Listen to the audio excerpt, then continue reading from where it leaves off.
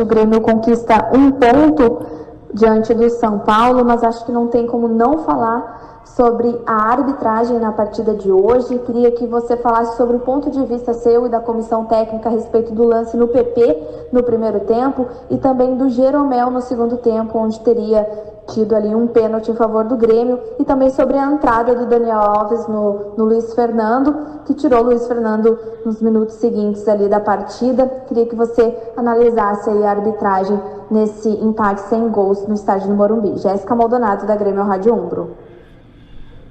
Olha, Jéssica, não cabe a mim falar da arbitragem.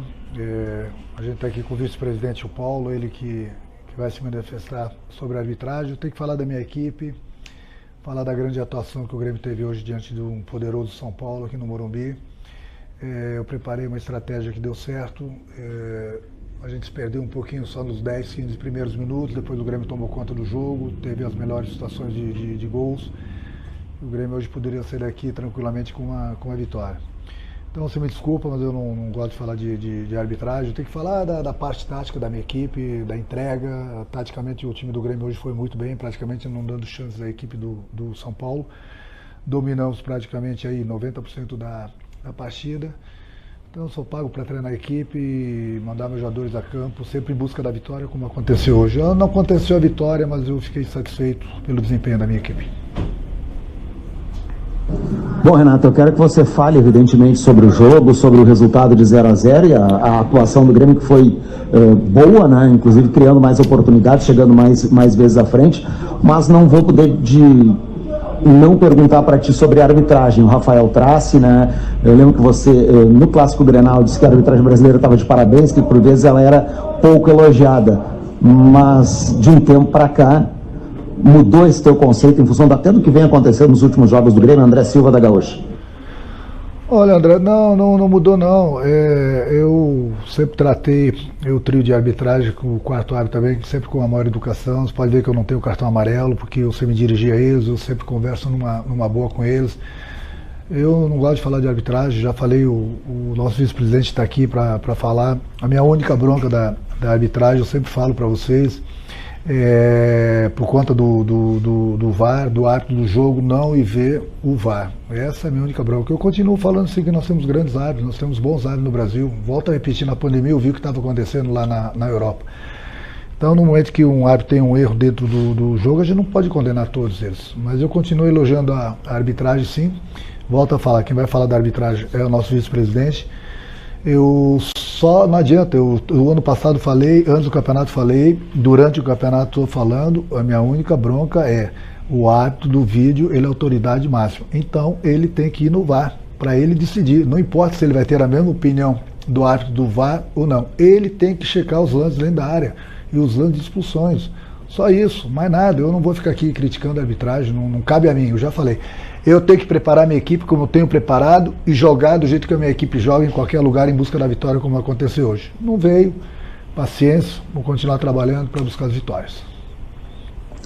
Renato, tirando essas questões aí de arbitragem, a gente vê também que o Grêmio está evoluindo, e você dizia que isso iria acontecer.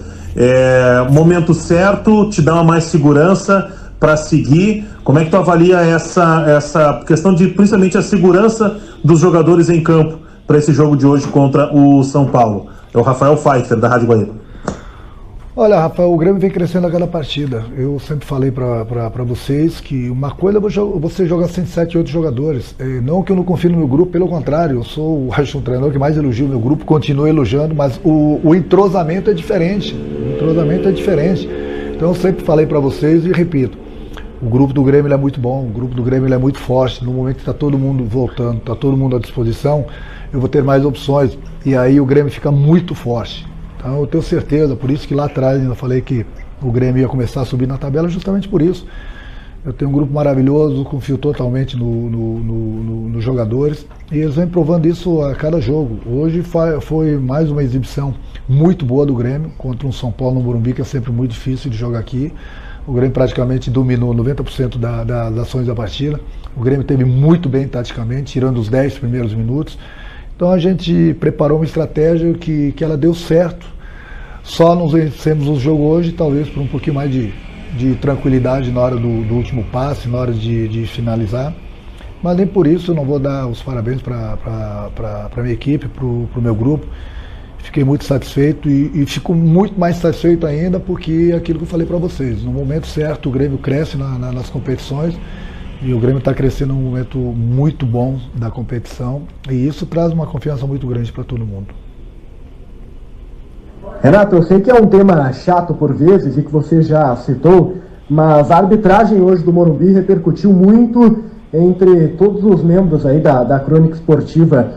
Você, pelo que conhece do futebol, por esse ambiente que você vive já há muitos anos, acredita em represália, algum tipo de preconceito estabelecido diante do Grêmio, por conta das críticas recentes à comissão de arbitragem, das críticas que você inclusive puxou? Você acredita nesse tipo de situação, de represália? Matheus Dávila, Band. Não, Matheus, eu nunca critiquei a arbitragem. Você tem que entender o que o treinador fala. A crítica, a minha crítica ela é construtiva na arbitragem. A minha crítica é, desde a época que eu jogava, eu vejo os árbitros falando dentro do campo, eu sou autoridade e eu que mando. Perfeito, e tem que continuar assim. A autoridade é o árbitro do jogo. Por ele ser a autoridade do jogo, ele tem que checar o VAR. Simplesmente essa é a minha única bronca da arbitragem. O Brasil continua tendo grandes árbitros mesmo. Agora, se tem o VAR tem que ser usado. É só isso. Eu gostaria, sinceramente, de ter uns 7, 8 treinadores, 10 treinadores, e no programa ao vivo, que todo mundo pudesse ver, junto com o Gaciba. E o Gaciba iria explicar alguns lances e nós iríamos perguntar alguns lances para ele. É simples, mas não adianta ficar nadando contra a maré aqui. Bota ao vivo o programa. Deixa a gente conversar, deixa a gente perguntar para ele. Ele não é o chefe da arbitragem, ele não é o responsável. Vem ao vivo, onde não pode ser cortado nada. E deixa a gente conversar, na boa. Aí a gente tem as perguntas para fazer para ele. Porque chegar no programa de televisão e só falar e não ter as perguntas, bom, aí é muito fácil. Bota ao vivo, entendeu? Faz uma live ao vivo. Pega 7, 8 treinadores e vamos conversar. Aí a gente vai ver. A gente vai discutir o futebol, vai discutir alguns lances, ele vai explicar e a gente vai perguntar. Só que a gente vai saber fazer as perguntas para ele. E aí ele vai responder. É simples. E eu continuo achando, sim, nós temos grandes árbitros. A arbitragem do Brasil ela é muito boa. Só que nós não estamos usando a nossa ferramenta que se chama o VAR. Renato, boa noite. Quero que você fale sobre essa escolha por um quarteto mais móvel, hoje com a entrada do Isaac no lugar do Robinho. E também que explicasse a substituição da entrada do Tassiano no lugar do Alisson. O que você pensou naquele momento em colocar o Tassiano na partida e não um outro jogador? Bruno Soares, da Rádio Grenal. É muito simples, Bruno. Em primeiro lugar, nós começamos a partida com 4 jogadores de muita velocidade na frente. Essa foi a nossa estratégia e ela foi muito bem. Depois, infelizmente, o Luiz Fernando machucou e no momento que o Tassiano entrou, eu simplesmente, não pelo Luiz Fernando ter saído, eu desloquei o Alisson, machucou. Eu desloquei o Luiz Fernando, que é um jogador de velocidade, pelo lado, e coloquei o Tassiano como terceiro homem do meio de campo, encostando um pouquinho mais lá na frente. Até porque o Maicon é um jogador que estava bastante desgastado. Logo em seguida eu tirei também, porque a gente estava começando a perder o meio de campo. Por isso, reforcei o meio de campo e desloquei o Luiz Fernando pelo lado, onde ele gosta de jogar também. Simplesmente isso. Renato, o Grêmio empatou novamente o Campeonato Brasileiro e agora está a 10 pontos do líder. O quanto que isso te preocupa em relação ao Alisson? Ele preocupa para o duelo da Copa Libertadores no meio da semana? Lucas Freitas, Rádio Galera.